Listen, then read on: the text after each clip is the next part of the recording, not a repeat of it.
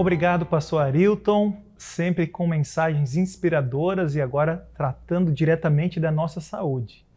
Meu nome é Edley, tenho o prazer de voltar aqui para esse momento muito especial, juntamente com você, acompanhando aqui todos os dias. Já no comecinho dessa semana, temos o privilégio de participarmos desse momento de oração.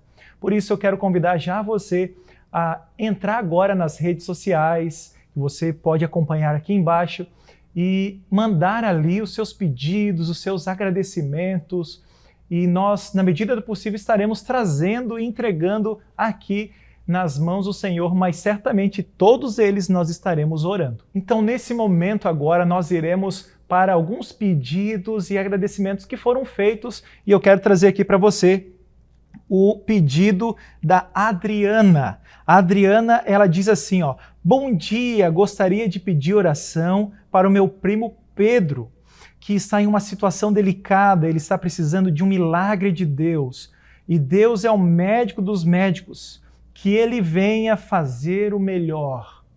Olha, Adriana, realmente existem algumas situações na nossa vida que é só um milagre. Certamente, talvez até você está aí acompanhando e precisa de um milagre, ou sabe de alguém que precisa de um milagre. Mas eu tenho uma boa notícia para dizer. Deus, o nosso Deus, é especialista em milagre. Então, por isso, continue clamando, continue pedindo, porque se Deus atuar e Deus operar, Ele faz os milagres. Continue firme em oração, Adriana, em favor aí do seu primo. Também o pedido aqui da Maria de Fátima, ela diz assim, ó: nunca deixe de orar. Mesmo que você não ouça a voz de Deus, Ele sempre ouve a sua. É isso mesmo, Maria. Nós nunca podemos deixar de orar. Às vezes parece que estamos sozinhos, mas nós não estamos sozinhos. Mesmo que a gente não ouve a voz de Deus nesse momento, Ele ouve a nossa voz, Ele ouve a nossa oração. Também tem aqui o pedido da Natália Rodrigues. Ela diz assim, ó: bom dia, pastor. Semana de muita paz e bênçãos do céu. E ela diz assim da família do pastor Arilton, ela diz assim, ó: que família linda, pastor, 3 rapazinhos lindos, que Deus abençoe e proteja a todos da sua família até o dia da volta de Jesus. Que legal! Realmente o pastor Arilton tem uma família muito querida, 3 meninos, que são uma bênção, também a sua esposa, e Deus seja louvado por isso. Continue orando e intercedendo em favor sempre da vida também do pastor Arilton e de toda a sua família. Também nós temos aqui o pedido da Lúcia, ela diz assim, ó: peço oração por salvação de todos da minha família. E ela diz, afirmando, eu e minha casa serviremos a Jesus, ao Senhor. Que bênção, que bênção. Realmente, Lúcia, é importante nós orarmos e intercedermos e nos preocupar com a salvação dos nossos queridos, da nossa família. E por isso nós precisamos colocar todos os dias eles diante da presença do Senhor. Para uma breve reflexão na palavra de Deus, eu gostaria que você acompanhasse aí, talvez na sua Bíblia, se você tem, o livro de Isaías, no capítulo 65, o verso 24. Olha que texto lindo. Diz assim, ó: e será que antes que clamem, eu responderei? Estando eles ainda falando, eu os ouvirei. Que bênção, não é? Como é bom ter essa certeza de que Deus nos ouve. Quando nós estivermos ainda clamando, Deus nos ouve. Quando nós estivermos ainda pedindo, Deus nos ouve. E o melhor, Deus não só nos ouve, mas também nos responde. E Deus responde de algumas formas. Algumas vezes Deus responde não, porque Ele sabe o que é melhor, Ele sabe o nosso futuro, aí Ele fala não. Outras vezes Ele pode falar sim, eu apoio, eu aprovo, então eu concedo isso na sua vida, porque Deus conhece todas as coisas, mas em alguns momentos Deus pode falar, espera um pouco. Deus sabe o que é melhor para a nossa vida. Deus sabe o que é melhor para a sua vida, querido. Por isso, continue firme, orando, intercedendo e colocando as pessoas que você tanto ama nas mãos do Senhor Jesus. Por isso, nesse momento, quero convidar você a fechar os seus olhos, se você pode. Se você não pode fechar os olhos, permaneça concentrado e conectado nesta oração. Vamos orar? Senhor nosso Deus, muito obrigado, Pai, porque logo no início dessa semana, nessas primeiras horas da segunda-feira, nós temos o privilégio de estar mais uma vez tendo um encontro especial contigo, Senhor. Por isso, nesse dia, fale ao nosso coração. Deus amado, mesmo nosso coração que está disposto a ouvir a Tua voz, às vezes nós estamos angustiados, passamos por alguns problemas, temos algumas necessidades e queremos entregar tudo isso nas Tuas mãos, Senhor. Cumpra o Teu plano, o Teu propósito na vida de cada um dos Teus filhinhos que nesse momento está conectado e acompanhando esse encontro contigo e esse momento de oração. Nós queremos entregar mais uma vez os pedidos que foram feitos, colocar os agradecimentos e, Senhor, ouve a oração dos Teus filhinhos, porque todos nós oramos e nos entregamos em nome de Jesus. Amém. Amém. Muito bem, queridos amigos e queridas amigas, chegamos agora no momento de estudarmos a Bíblia aqui no programa Encontro com a Vida. Hoje, segunda-feira, estamos começando uma nova série, Os 7 Selos do Livro do Apocalipse. Já ouviu falar sobre isso? Já? Vamos relembrar. Nunca ouviu? Vamos aprender. O bom é que o programa Encontro com a Vida todo dia traz um pouquinho das Escrituras para você.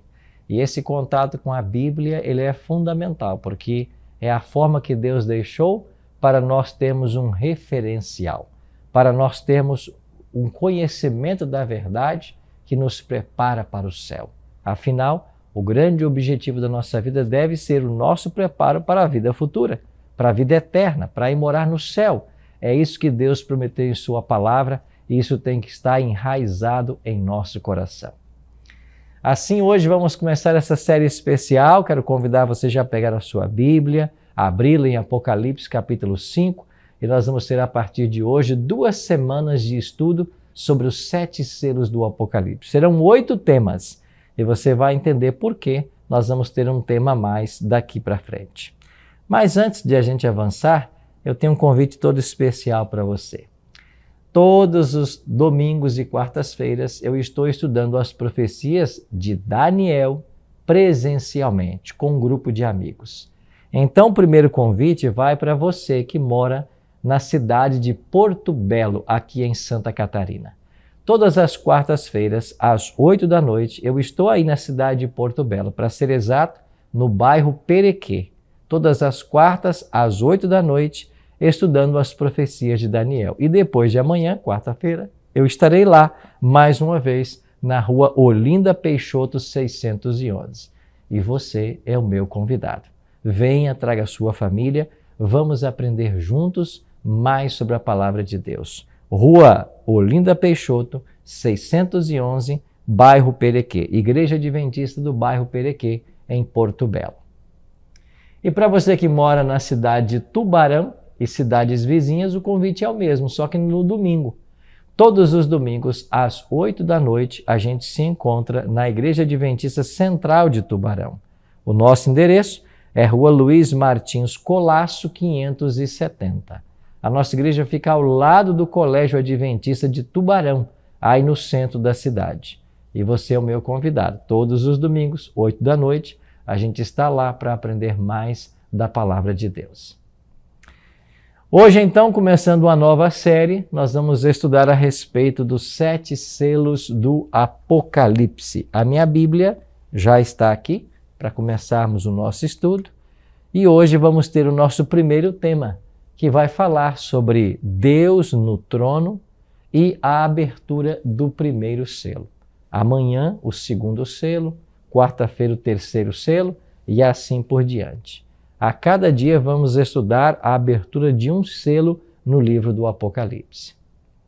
Mas, antes de avançarmos no estudo da Bíblia, como você sabe, nós temos aqui um hábito muito saudável.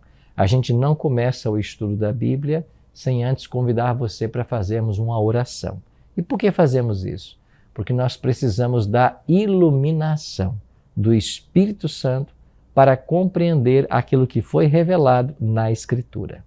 Então, o Espírito Santo é o divino professor que nos auxilia na compreensão da palavra de Deus. Então, quero convidar você para pedirmos mais uma vez a bênção e a presença do Espírito Santo nos ajudando no estudo. Ora comigo.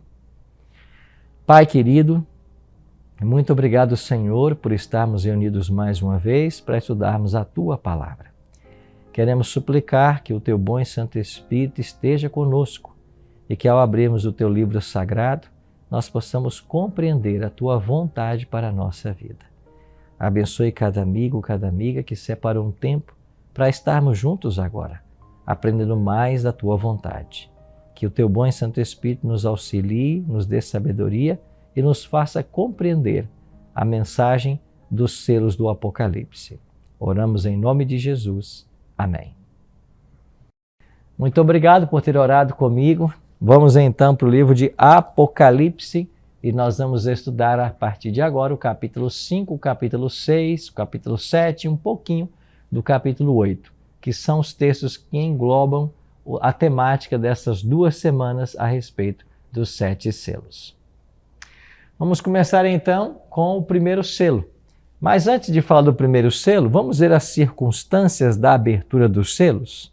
Em Apocalipse 5:1 nós lemos assim: Vi na mão direita daquele que estava sentado no trono um livro, escrito por dentro e por fora, de todo selado com 7 selos. É por isso que a gente intitulou o tema de hoje Deus no trono, porque João viu alguém sentado no trono. E esse alguém que estava sentado no trono é o próprio Deus, e ele tinha na mão um livro selado com 7 selos. Quando falamos hoje em selos, você vai pensar na imagem que nós temos de uma carta sendo selada para então ser enviada para o destinatário. Mas esse tipo de selo que nós usamos hoje em nossas cartas é um selo moderno. Nos tempos de João, e estamos falando no final do primeiro século da história da era cristã, o selo não era como é o nosso selo hoje. Era um selo diferente. O documento geralmente era um documento enrolado e ali se colocava um selo com um tipo de cera que era aquecida e esse tipo de cera prendia o documento. E para que o documento pudesse ser aberto, os selos deveriam ser rompidos. Pois quando você olha para a abertura dos 7 selos do Apocalipse, essa é a imagem que nós devemos ter em mente. Selos sendo rompidos para que o documento pudesse ser lido. Então Deus, ele tem na mão um livro selado com 7 selos. Interessante que no capítulo 10 de Apocalipse, nós temos uma cena similar. Só que lá é Cristo quem tem na mão um livrinho. E esse livrinho, ele está agora aberto. Ele esteve selado e agora está sendo aberto. Aquele livrinho do capítulo 10 é o livro do profeta Daniel, que agora seria compreendido com a chegada do tempo do fim. Já esse livro que está na mão de Deus, no capítulo 5, é o livro da história das nações. É o livro que conta tudo o que vai acontecer no mundo do primeiro ao segundo advento. É o livro do desenrolar da história da igreja cristã em todas as eras. E é isso que o Cordeiro de Deus vai nos ajudar a compreender a partir de agora. Então vamos continuar a leitura do texto e entender melhor. O verso 2 diz assim: Um anjo pergunta: Vi também um anjo forte que proclamava em grande voz: Quem é digno de abrir o livro e de lhe desatar os selos? Então o anjo pergunta: o livro está selado na mão do Pai, na mão de Deus. Quem é que pode abrir esse livro que está selado com 7 selos? Quem é que pode abri-lo para tornar patente para a humanidade os acontecimentos que a envolverão? E aí, então, na sequência do texto vem uma resposta. Ora, nem no céu, nem sobre a terra, nem debaixo da terra, Ninguém podia abrir o livro, nem mesmo olhar para ele.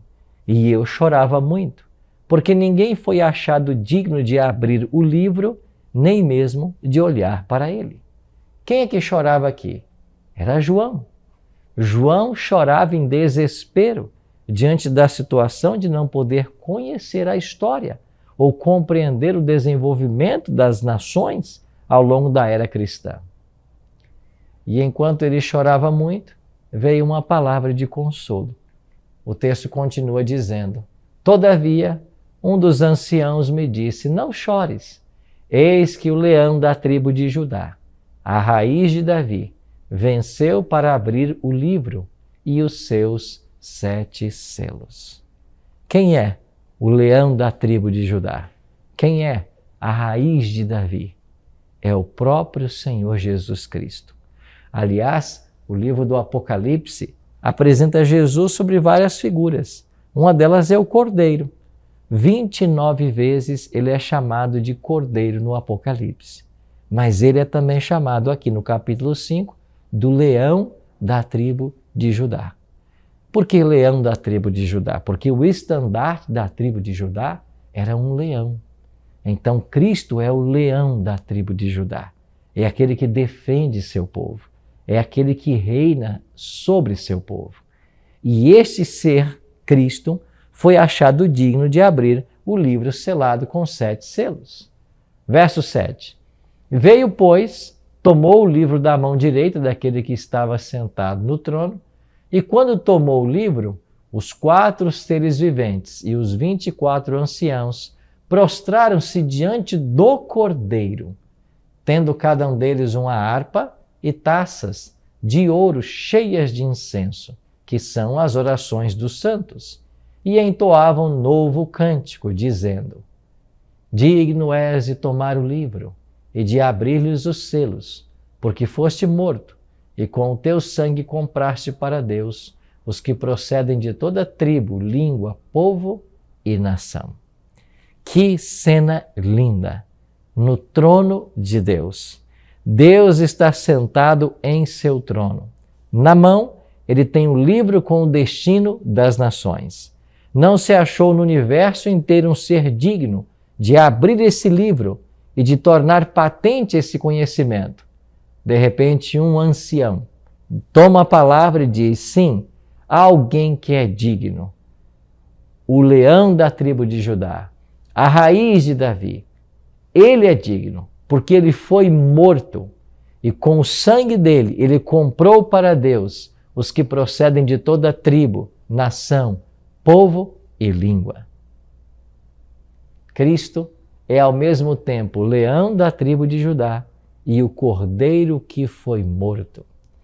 Como leão e como cordeiro, Cristo trabalha em prol de seu povo. E agora, ele é declarado digno de tomar da mão do Pai o livro e de lhe desatar os selos. E agora há um musical nos céus. Há um hino de louvor ao Cordeiro. E o texto disse que os 24 anciãos e os 4 seres viventes prostraram-se diante do trono com suas harpas e taças e louvaram o Cordeiro. O trono de Deus é um local onde milhares de criaturas o adoram dioturnamente.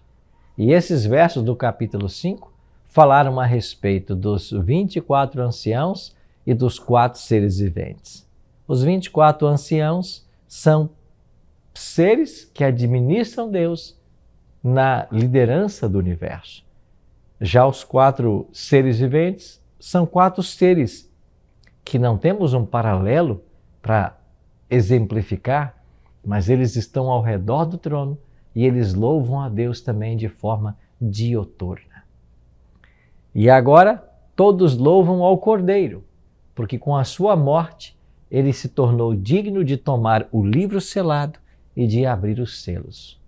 Então Cristo é apresentado nessa passagem como o Cordeiro de Deus, aquele que foi morto e pelo sangue dele ele comprou os que procedem de toda tribo, povo, nação e língua. Jesus Cristo pode abrir o livro selado. porque ele venceu e, como vencedor, ele pode desvendar os mistérios para toda a família humana. Então, o Cordeiro abre o primeiro selo. E agora chegamos ao centro da mensagem de hoje. Entramos no capítulo 6 e no verso 2 diz assim: Vi então, e eis um cavalo branco, e o seu cavaleiro com um arco. E lhe foi dado uma coroa, e ele saiu vencendo e para vencer. Interessante que quando o Cordeiro abre o primeiro selo, vê-se um cavalo branco. E este cavalo branco do primeiro selo está em paralelo com a primeira igreja do Apocalipse. E nós estudamos numa série aqui passada a igreja de Éfeso, que era uma igreja pura. Então, o Apocalipse tem 7 cartas às 7 igrejas e também tem 7 selos que são abertos. Estas 7 cartas às igrejas e esses 7 selos, eles caminham em paralelo. E nós vamos relembrar muita coisa do que foi dito na série sobre as 7 igrejas, porque essas séries de 7 são verdades que estão sendo ampliadas. Então, na abertura do primeiro selo, surge um cavaleiro montado em um cavalo branco. Esse branco fala da época de pureza, de vitória, mas também fala de uma época de perseguições. Você está lembrado que o Coliseu Romano, que até hoje está lá em Roma, né? O maior teatro aberto do mundo, ele foi construído ainda no primeiro século. A sua inauguração se deu por volta do ano 80. E nesta inauguração, milhares de cristãos perderam suas vidas. Ali foram sacrificados animais selvagens e também milhares de cristãos foram mortos.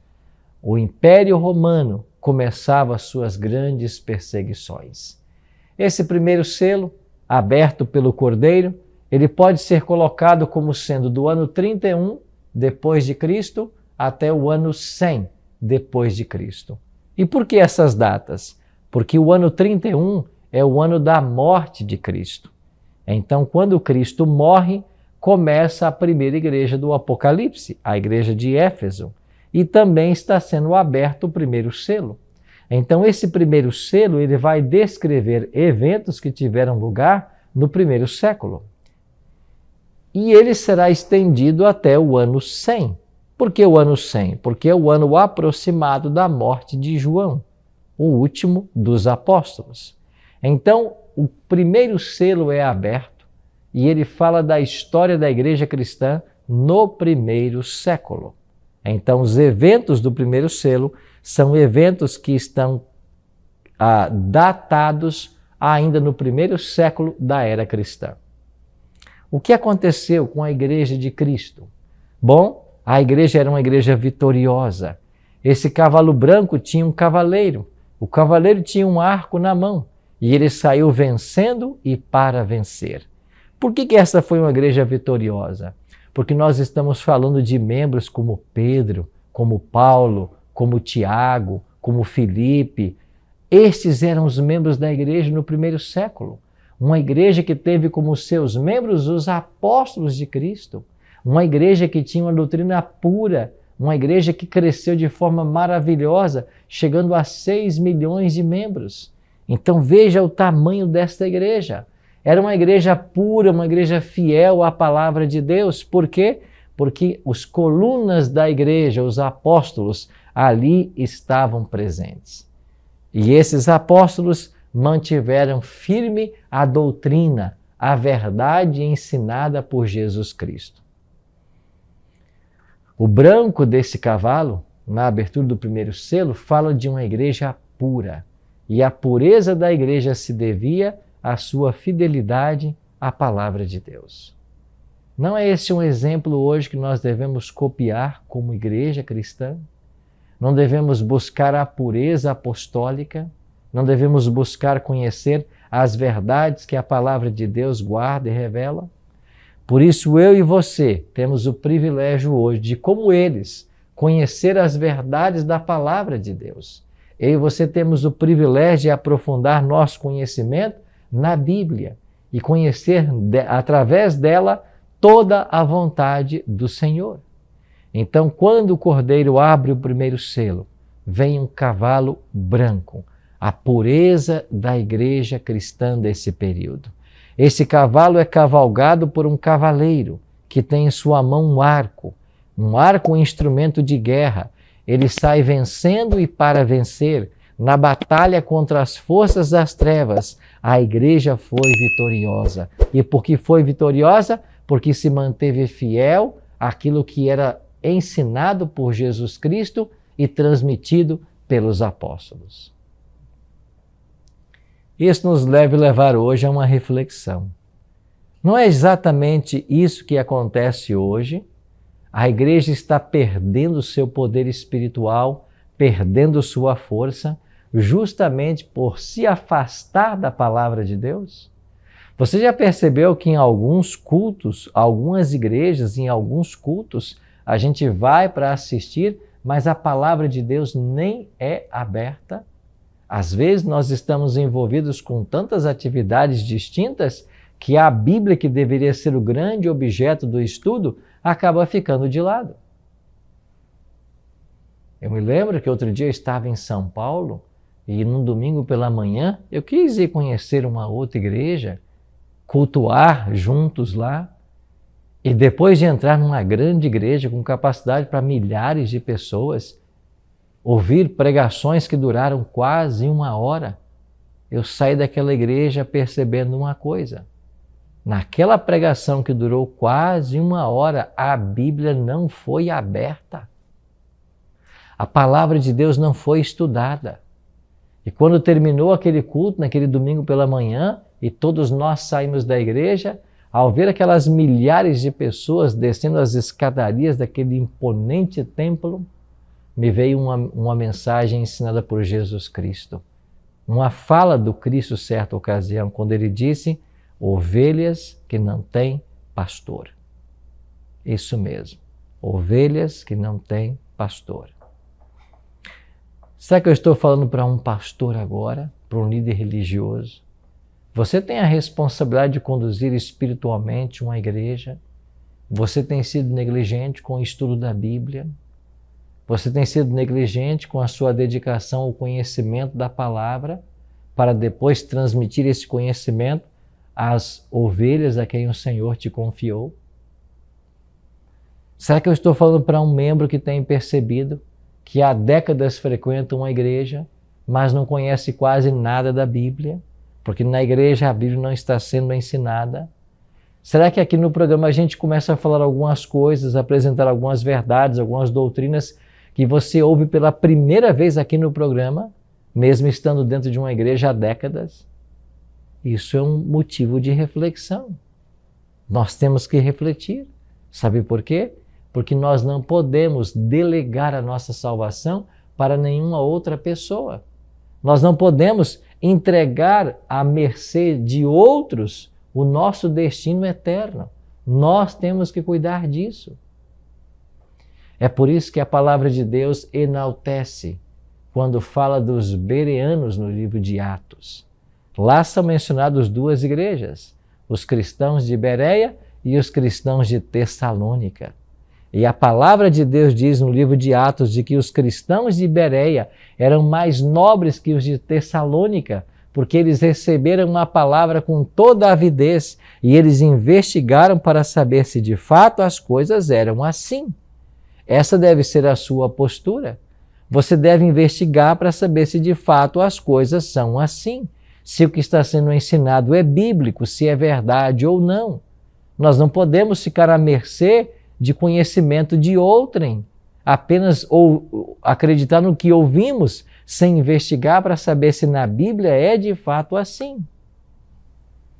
Então, esta pureza que marcou a abertura do primeiro selo fala de uma igreja vitoriosa que amava a palavra de Deus e que evangelizou o mundo de então. O livro de Atos diz que no dia de Pentecostes, Atos capítulo 2, depois que os discípulos receberam o dom do Espírito Santo e pregaram nas línguas das pessoas que ali estavam, 3.000 foram batizadas apenas naquele dia.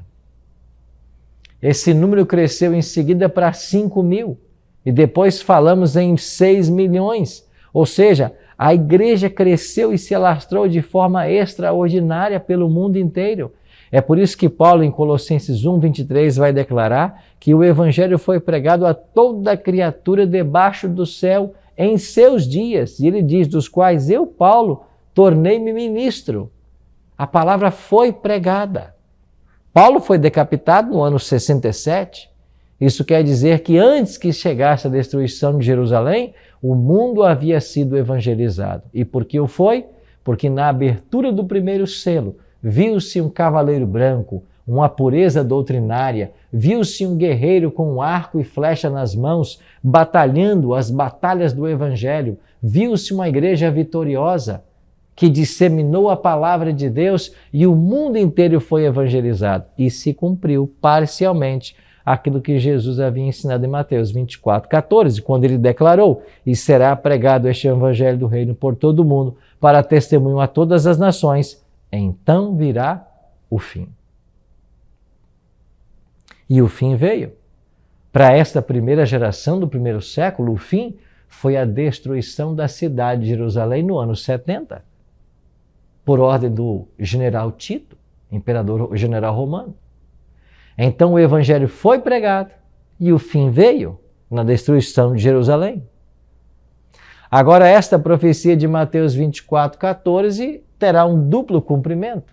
O evangelho voltará a ser pregado em nossos dias e então o fim virá. Só que agora a volta de Cristo para dar fim ao pecado e ao seu originador.